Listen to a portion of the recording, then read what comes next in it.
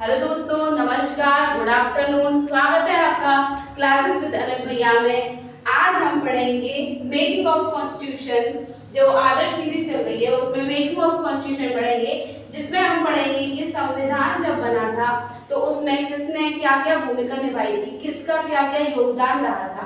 तो सबसे पहले हम पढ़ेंगे कि जब संविधान बना था तो उसको लिखा किसने था, उसकी कैलीग्राफी किसने की थी। प्रेम बिहारी नारायण रायजादा, इन्होंने इंग्लिश में कॉन्स्टिट्यूशन की कैलीग्राफी लिखी थी। कैलीग्राफी मतलब इन्होंने कॉन्स्टिट्यूशन को, संविधान को इंग्लिश में लिखा था। वहीं पर वसंत कुमार वैद्य ने हिंदी में लिखा था। वसंत कुमार वैद्य ने संविधान को हिंदी भाषा में लिखा था। प्रेम बिहारी नारायण रायजादा ने इंग्लिश भाषा में लिखा था। इसके बाद आते हैं कि संविधान की डेकोरेशन, उसको किसने, संविधान को किसने सजाया था, किसने उसकी डेकोरेशन की थी। तो नंदलाल बोस, नंदलाल बोस और व्योम राम मनोहर सिन्हा, व्योम राम मनोहर सिन्हा और नंदलाल बोस ने संविधान की डेकोरेशन की थी, उसको सजाया था। इसके बाद जो हमारी कॉन्स्टिट्यूएंट असेंबली थी, जो हमारी संवैधानिक सभा थी, उसके प्रेसिडेंट कौन थे। उसके फर्स्ट प्रेसिडेंट थे राजेंद्र प्रसाद, और उसके जो फर्स्ट टेम्परेरी चेयरमैन जो थे, फर्स्ट टेम्परेरी चेयरमैन जो थे, जो राजेंद्र प्रसाद से पहले के थे, वो थे डॉक्टर सच्चिदानंद सिन्हा। वो कौन थे? डॉक्टर सच्चिदानंद सिन्हा। और जो लॉ मेकिंग ऑफिसर थे, संविधान जब बना था तो ऐसा ही नहीं था कि जो संविधान बन रहा है सिर्फ उसी पे काम किया जाए। हमारे जो मेंबर्स थे उन्होंने कुछ और बातों पे भी ध्यान दिया था, जैसे लॉ मेकिंग पे। अब उसके ऑफिसर कौन थे? जो लॉ मेकिंग ऑफिसर थे, जिन्हें कानून व्यवस्था देखनी थी, जिन्हें कानून बनाना था, वो थे जीवी मालवणकर, वो थे जीवी मालवणकर। और जो लीगल एडवाइजर थे, जो कि कानूनी सलाहकार थे, जो कानूनी सलाह देते थे, वो थे BN राव। कॉन्स्टिट्यूएंट असेंबली के ये कुछ बहुत जरूरी नाम हैं जो आपको लिखने हैं। इसका भले आप स्क्रीनशॉट ले सकते हैं। ये बहुत इंपॉर्टेंट नाम है जो एग्जाम में पूछे जाते हैं। इसके बाद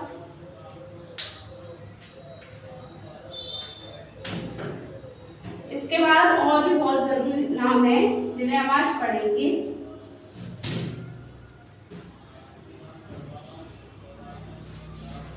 क्योंकि जब हमारा संविधान बना था तो वह किसी एक व्यक्ति के द्वारा नहीं बनाया था, उसमें बहुत सारे लोगों के द्वारा योगदान दिया गया था, जिसके चीफ ड्राफ्ट्समैन जो थे,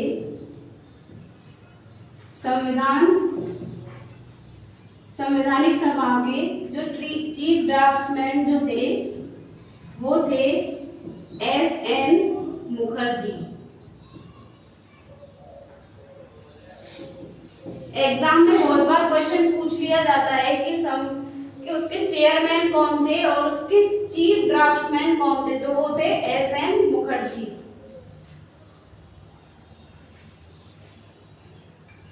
इसी के साथ जब हमारा संविधान बना था तो उसके साथ और बातों को भी ऐड किया गया था, जिसमें कुछ बातों को अडॉप्ट किया गया था, जिसमें था नेशनल फ्लैग। अब नेशनल फ्लैग कब अडॉप्ट किया गया था? 22 जुलाई 1947। जो हमारा राष्ट्रीय झंडा था, नेशनल फ्लैग जो था, वो 22 जुलाई 1947 को अडॉप्ट किया गया था। इसी के साथ कॉमनवेल्थ जो मेंबरशिप थी,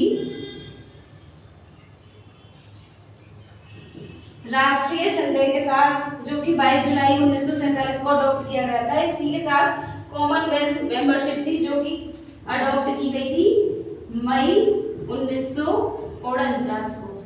ये बहुत इंपॉर्टेंट डेट्स हैं, बहुत इंपॉर्टेंट ईयर हैं, ये आपको नोट करनी है। स्क्रीनशॉट ले सकते हैं आप इनका।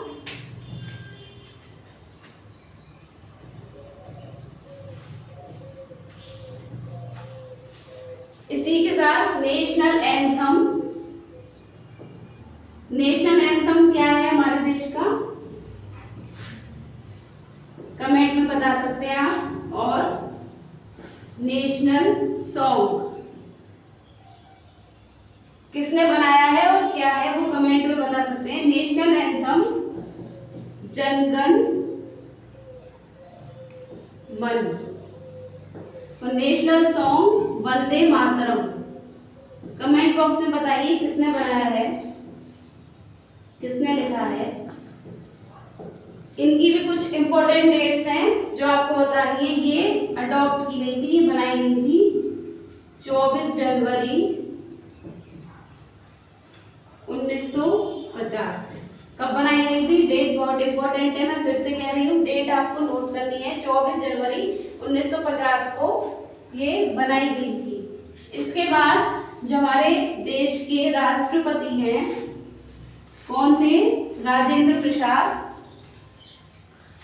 President. As a constituent assembly के पहले जो प्रेसिडेंट थे वो भी राजेंद्र प्रसाद थे। जब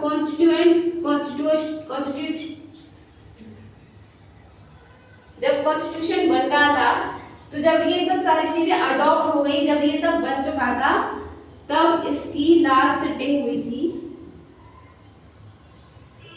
जब तक राजेंद्र प्रसाद हमारे कॉन्स्टिट्यूएंट असेंबली के प्रेसिडेंट थे और तब तक ये रहे थे फर्स्ट प्रेसिडेंट, लास्ट सिटिंग तक। इसके बाद जब लास्ट सिटिंग इसको सभा को, संवैधानिक जो सभा थी, असेंबली थी, उसको जब संविधान बन गया, इसको भंग कर दिया गया।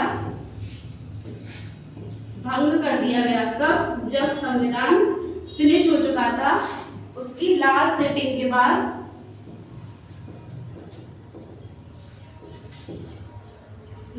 जब संविधान बन चुका था, उसकी लास्ट सिटिंग के बाद इसको भंग कर दिया था। तब तक प्रेसिडेंट राजेंद्र प्रसाद थे जो कि फर्स्ट प्रेसिडेंट थे। इसके बाद इलेक्शन होते हैं।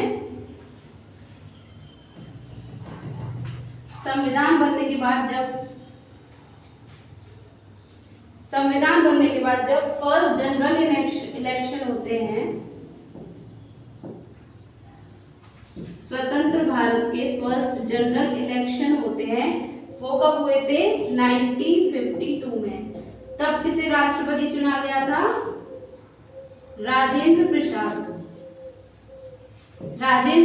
को एज अ प्रेसिडेंट इलेक्ट किया गया था। वो कब हुए थे? 1952 में। और ये संवैधानिक सभा के पहले प्रेसिडेंट थे। और उसके बाद के भी ये फर्स्ट जनरल इलेक्शन जब हुए थे, तब भी ये फर्स्ट प्रेसिडेंट रहे थे। अब जब तक कोई रूल नहीं था, कोई लॉ नहीं था, तब तक हमारा देश कैसे चला था? तब तक संवैधानिक सभा जो थी, कॉन्स्टिट्यूएंट असेंबली जो थी, उसने एज अ पार्लियामेंट, उसने as a provisional parliament work किया था, कार्य किया था। उसने सारा कार्यभार संभाला था जब तक कि इलेक्शन नहीं हो गए थे, तब तक कि नए राष्ट्रपति को नहीं चुन लिया गया था। तब तक संवैधानिक सभा ने एज अ पार्लियामेंट, क्योंकि तब तक इलेक्शन नहीं हो पाए थे तो देश को तो चलाना था ना, तब तक पार्लियामेंट ने एज अ प्रोविजनल पार्लियामेंट, संवैधानिक सभा ने देश को संभाला। और इलेक्शन के बाद जब राजेंद्र प्रसाद को चुना गया एज अ प्रेसिडेंट, तब उन्होंने कार्यभार संभाला।